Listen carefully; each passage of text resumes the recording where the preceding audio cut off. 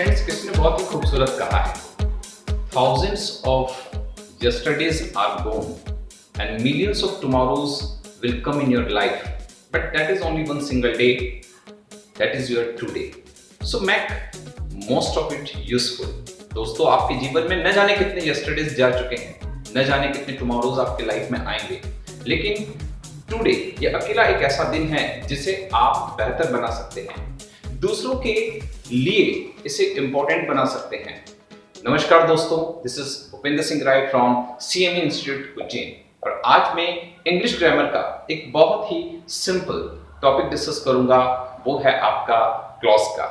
बड़ा पेचीदा होता है हर लेवल के स्टूडेंट्स का, चाहे वो गवर्नमेंट एग्जामिनेशंस की प्रिपरेशंस कर रहे हों, चाहे वो किसी स्कूल्स के टीचर्स हों।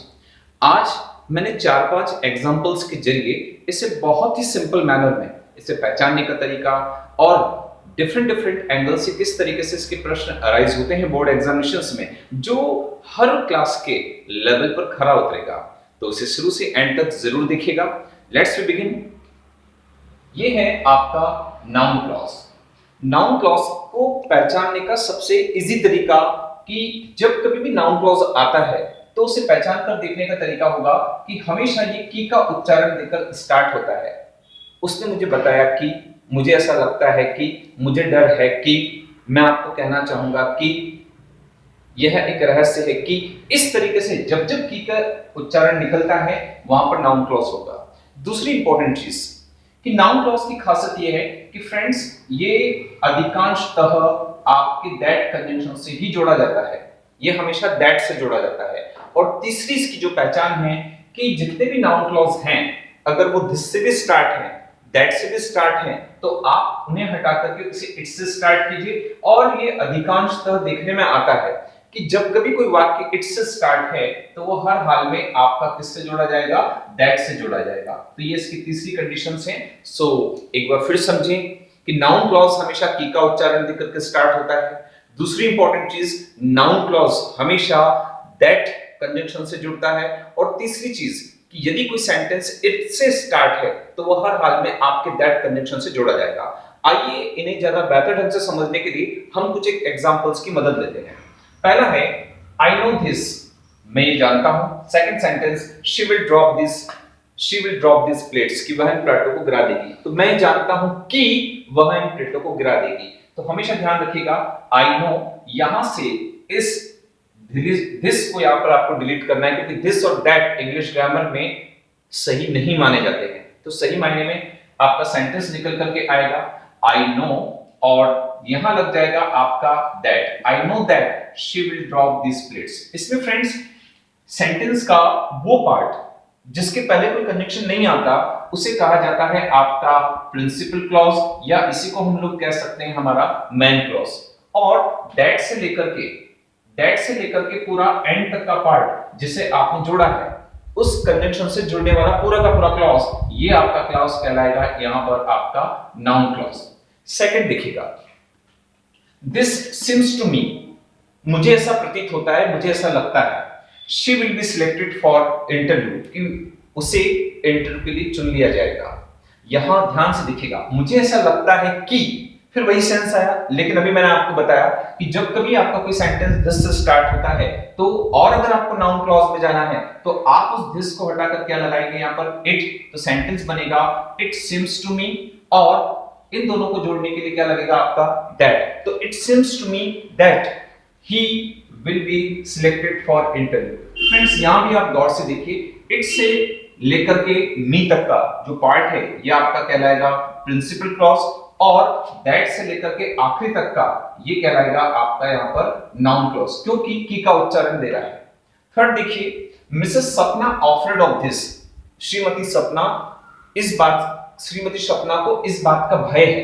किस बात का, her son will fall into bad company, कि उनका जो बेटा है वो गलत संगत में पड़ेगा।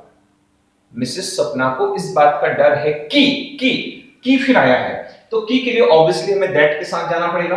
और मैंने अभी आपको समझाया था कि दिस और दैट कभी साथ नहीं आते, यहां आपको हटाना पड़ेगा ऑफ दिस को, और इसकी जगह पर जो कंजंक्शन बनेगा वो क्या लगेगा आपका, दैट। अब सेंटेंस निकल करके आएगा, Mrs Sapna offered that her son will fall into bad company। तो फ्रेंड्स, कंजंक्शन के पहले वाला हिस्सा, कंजंक्शन से पहले वाला पार्ट, ठीक है, ये आपका होगा यहाँ पर प्रिंसिपल क्लॉज, और दैट से लेकर के आखिरी तक का ये पूरा का पूरा जो सेंटेंस है ये कहलाएगा आपका यहाँ पर नाउन क्लॉज। आइए नेक्स्ट क्वेश्चन को समझते हैं। द न्यूज इज फॉल्स, समाचार गलत है। Second sentence, the chief minister has been kidnapped, कि मुख्यमंत्री को किडनैप किया जा चुका है। तो फ्रेंड्स, बहुत इंपॉर्टेंट चीज है, द न्यूज इज फॉल्स, समाचार गलत है कि chief minister has been kidnapped. ऐसी कंडीशन के अंदर इसे हम दो तरीकों से बना सकते हैं। एक तरीका तो ये हुआ, the news is false that CM has been kidnapped, और एक तरीका ये था, the news that the CM has been kidnapped is false. इस तरीके से भी बना सकते थे। ऐसी कंडीशन में ये नाउन क्लॉज तो है, लेकिन एक किसी और दिन में आपसे और डिटेल में डिस्कस करूंगा। हायर लेवल के जो स्टूडेंट्स हैं, those who are preparing for as a teacher job, they know कि इस कंडीशन में ये नाउन क्लॉज जो है आपका कहलाएगा अपोजिटिव क्लॉज भी कहलाता है। अपोजिटिव क्लॉज भी कहलाता है, जिस पर मैं और कभी लेक्चर बनाऊंगा। यहां देखें, he said something, उसने कुछ कहा, it was true, ये सत्य था। यहां बहुत ही महत्वपूर्ण मैं दो बातें डिस्कस करने वाला हूं फ्रेंड्स आपसे, कि जो he said something, उसने कुछ कहा, it was true, ये सत्य था। जब आप इसे बनाएंगे तो सेंटेंस निकल करके आएगा कि जो कुछ उसने कहा सत्य था। तो ये सेंटेंस बनेगा what he said was true। सिर्फ इतना सा निकल करके आएगा, और ये कई बार कई परीक्षाओं में आ चुका है।